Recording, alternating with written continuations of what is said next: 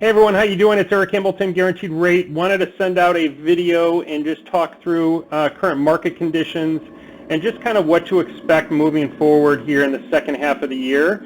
Going into the spring, things are definitely picking up a lot. Inventory is coming on the market. We got a lot of demand. Still inventory shortage, but I just thought it was a good idea. This was a recent seminar that was done through Keeping Current Matters on the lender side through a service called Bridge Builders.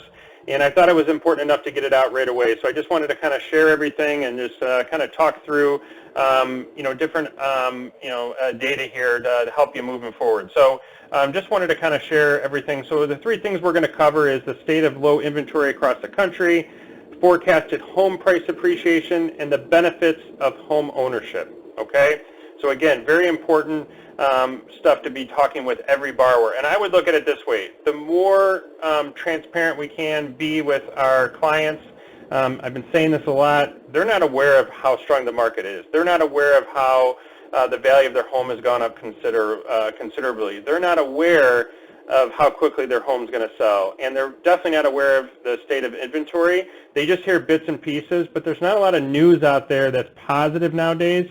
So it's really up to us to be proactive on getting information out, and that's where stuff like this that you can share. I will attach the slides and put it below. Just click the link. You can use it, send them out, whatever you need to do. So first and foremost, the state of low inventory. So let's talk about that a little bit. You know, the main driver of the inventory shortage is long-term decline in the construction of single-family homes. Okay. That decline has resulted in the decrease of supply of entry-level single-family homes or starter homes. Okay, this is directly from Freddie Mac, but I think the slides really tell the story a little bit better. So if you actually look at single-family housing units completed since 1970, okay, really ramped up before the housing crisis. You see that in red. Builders were building a ton of homes, and then we had the housing crisis. Okay, in the last 13 years, we have been below the 50-year average for average annual units completed. Okay, so essentially what that means is builders just haven't ramped up to build enough homes that are needed. And it's even shown even a little bit more in the next, where you actually look at, homes built in the U.S. by decade. Okay, going all the way back to 1930, and this is in millions. You can see, from 1960 on, we were, building, or 1950 on, 21 million homes, 20 million, 25 million, 25 million, 26 million, 27 million, and then from 2010 to 2019, only 5.8 million homes. So when you're meeting with someone and you're saying to them, why do I have to overbid? Why is there such a shortage of homes? What's going on? We have to be able to share stuff like this because it's simple supply and demand. There's no housing bubble down the line. There's not this, this is very different than 2008. There's no credit crisis. This is about supply and demand, as basic economic principle as you can get, and these are the data behind it. So when you see a lot of people putting news out there, they provide no data to support it. So it's really important, and why I wanted to send this out, to really provide the data, and this is one of the areas in how we want to do it. So again, only 5.8 million homes built over the last 10 years versus, we're 70, almost 75% less, 80% less than what we have been. So very, very important information to keep in mind. Year-over-year change in listings. Okay, so the orange line, total listings, and then in green, new listings. So as far as total listings, you can see we're down 53%, but you can start to see, at the beginning of the year, listings started, from like April to May, we're starting to get more, listings, but they're getting on an average 4 offers nationally per listing. So what that does is it puts, a lot of stress on a buyer getting their offer accepted. So it's really, really important to coach them on this up front. And all the things that we do with getting commitment letters and reaching out to listing agents and sending them videos on your offers and things like that, we have to be very, very proactive and do a lot of work up front to get these offers accepted. So that's why it's so important. Inventory levels for single-family homes. So let's look at last year. And 2020 is in green, and 2021 is in orange. So you got to look at where we were. December, January, February, March. You can see the amount of inventory that we just don't have. Okay. And that's what really started this year off. So, when you see the headline numbers of pending sales through NAR going down, and people are like, oh, what's happening? Here it goes, it's starting. Really, if we had more listings, we would have more sales. The problem is we don't have listings. We are significantly lower year over year in listings compared to where we were, and this shows it. And again, these are great slides to share and great stuff to be able to provide, to be able to let people know where we're at. So really, really important to share this stuff and give the data behind it instead of just what a lot of people are doing is fear mongering out there and recording stuff and putting stuff out there to make people. And I follow all the same Facebook pages that you guys do where people are like, there's a crash coming and this and that. You just have to look at basic supply and demand. Will home price appreciation slow down? Absolutely. Will we see a crash? Every expert, economist, everything has said there's not a chance because of just based on the market dynamics. So housing inventory woefully short. So just look at this. So this, current available listings, you've heard a lot of this talked about. There's more listings. There's more realtors in the business than there are listings for sale. Okay, that is significant. Okay, so this really talks about what would be needed to get at a 6-month supply and what would be needed to be at a 4-month supply. Okay, so to get at a 6-month supply, we would need 2.4 million more listings. Okay, to get to a 6-month supply. To get to a 4-month supply, we need 1.2 million listings. So it's a significant shortage that we are currently in. This shortage is not going to go away overnight. It's not going to happen, over the next year. It's going to take years to absorb. It's going to take years for builders to ramp up and meet construction needs with everything that's going on with lumber prices and everything else. And keep in mind, builders are building homes, but they're not a lot of lower priced homes because with the cost of lumber going up and goods and the amount of volume, they're having to raise prices significantly to absorb that cost. So the consumer is going to end up paying that, and that's not going away anytime soon.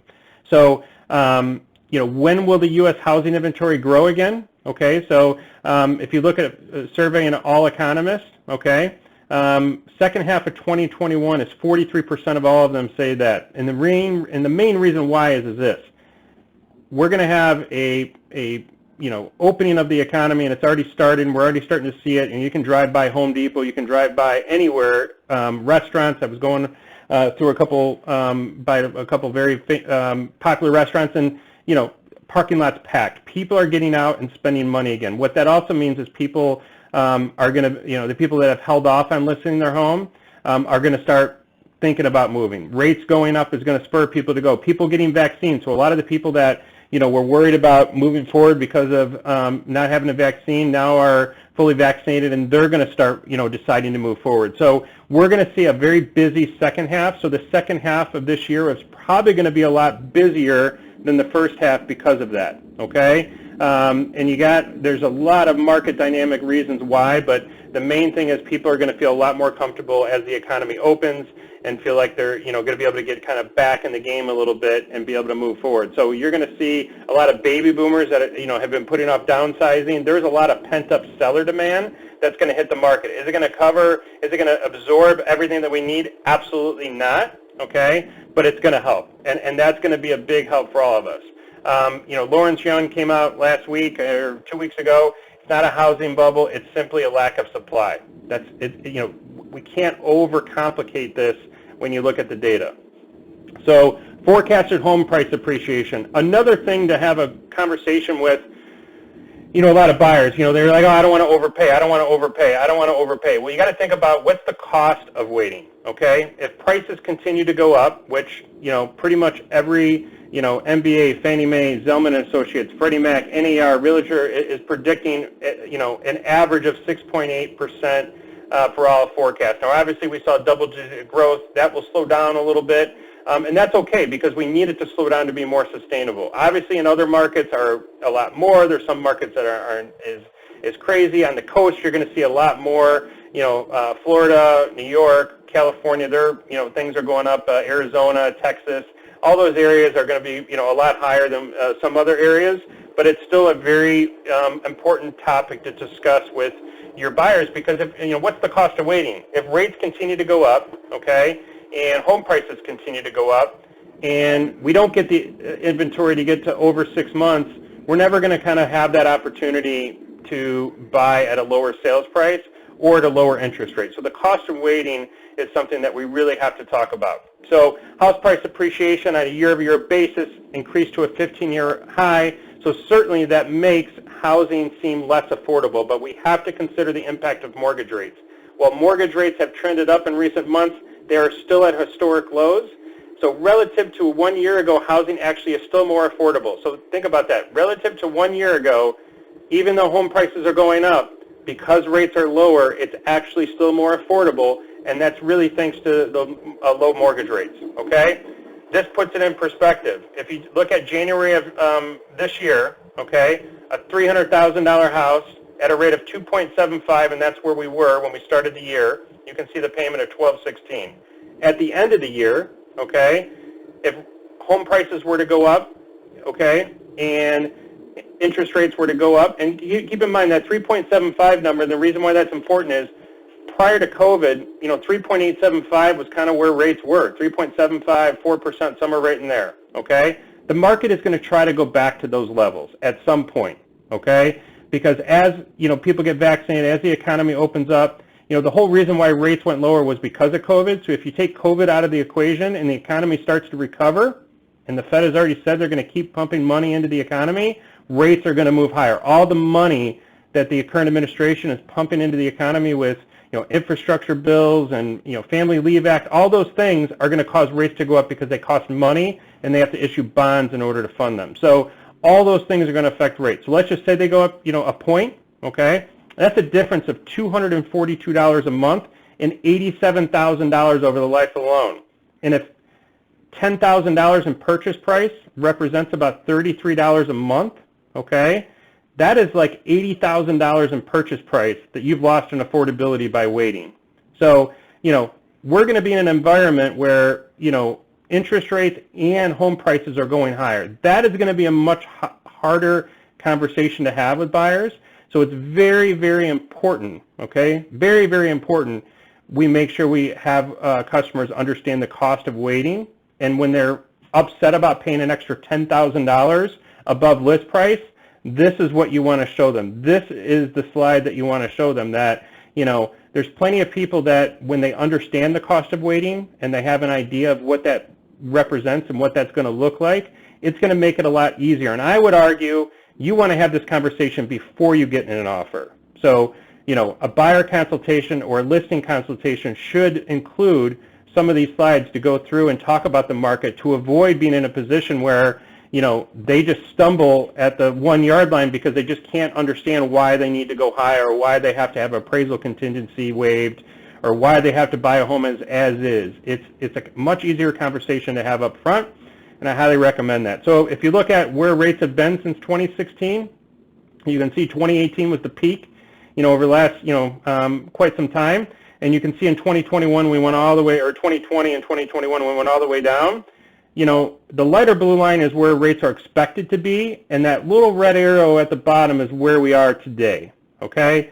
So we are still at or near all-time lows. So while rates are above 3%, we have to be very, very, mindful of where we're at and, not get, lost in, a 3% rate. When we were entering in February just before COVID at 3.875, every single one of us was expecting low inventory, which only got worse. We were expecting rates, in the high threes, which we were thrilled about. And we are expecting a very strong market. All the fundamentals were strong. They're still strong today. So we have to keep that in perspective and kind of get back to a normal thought process. So potential growth in household wealth over the next 5 years based solely on increased home equity if you purchased a $350,000 home in January of this year. So that's $82,000, okay?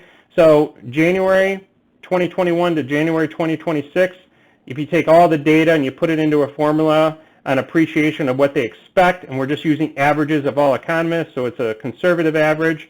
And again, these are projections, so, they're not foolproof. They're not, you're not giving any guarantees, but, this is what we want people to see. And again, low inventory, and we're going into it a very high inflationary environment. So high inflation means, the price of goods are going to go higher. So you want to own anything. You want to own a house. You want to own stocks. You want to own anything because the prices of those goods are going to go up.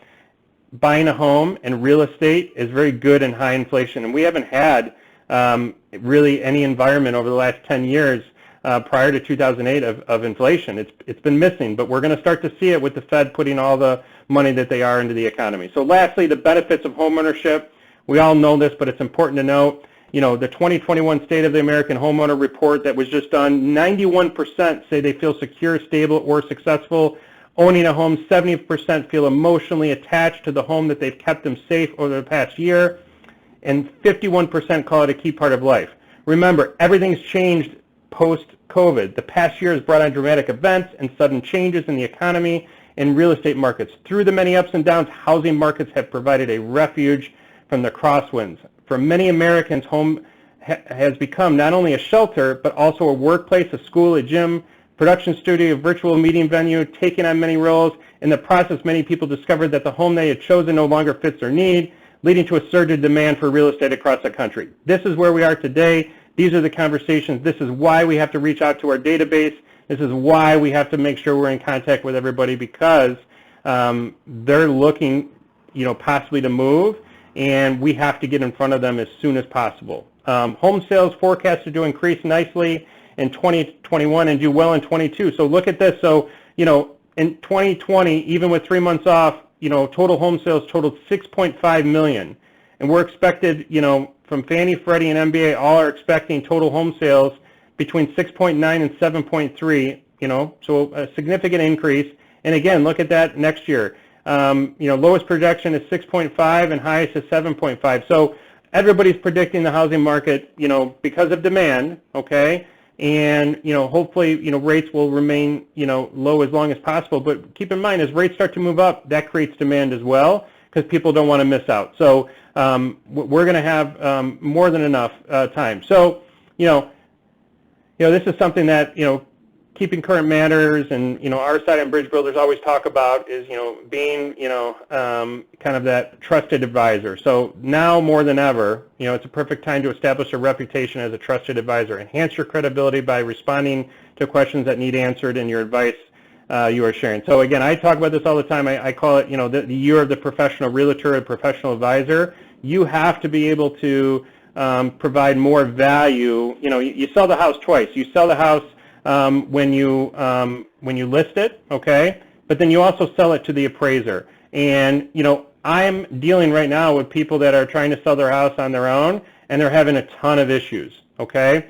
And people just don't understand the value that a realtor provides. And now more than ever, this is where we want to be a trusted advisor, to provide the data, to help them understand why inventory is low, why you have to pay over list price. All the things that help them move forward is why we want to be able to help them right now. So I hope this was helpful. It went a little bit longer than I expected. I do apologize. I will attach all the slides so you can feel free to use, you know, however you want.